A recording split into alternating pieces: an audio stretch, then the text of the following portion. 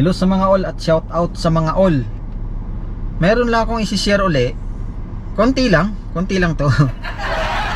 Actually, kaya ako gusto i-share kasi kaninang umaga nakapanood tayo ng ano ba yun? Unang hirit ba yun? Yung sila Maris Umali. Tapos napansin ko nung tawa siya ng tawa. Siyempre kasama sila Arnold Clavio. Basta si Maris Umali, tawa siya ng tawa dahil sa nangyari dun sa Senado. So may posibilidad na natatawa siya dahil nga siguro sunod sila ng sunod, takbo sila ng takbo, or sa kabilang banda mukhang natutuwa siya at mahuhuli na yata si Senator Bato de la Rosa. So meron lang ako i-share ano. Alam mo naman si Maris, 'di ba? Si Maris kasi 'di ba nabatikos na rin 'yan dun sa The Hague, no?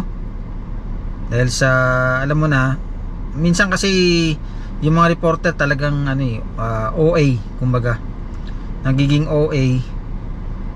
Trabaho nila pero kaya nga ayaw ng ibang politician sa kanila, kahit ng ibang mga abogado, gawa nga ng masyadong marites, kumbaga. Eto i-share ko.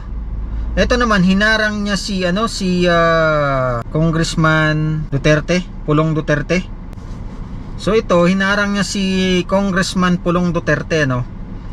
Eto, pakinggan nyo ha.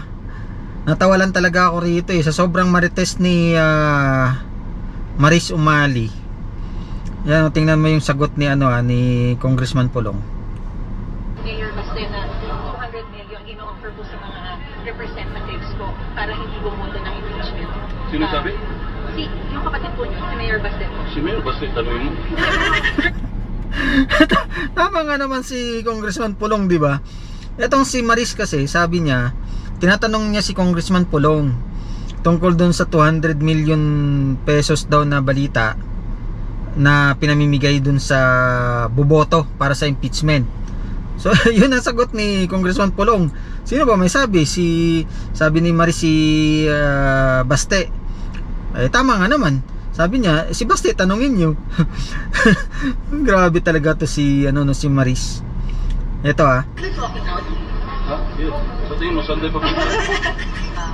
Susunod na hakbang po. Mag-lunch. Si Mayor Baste na ang kulit talaga no.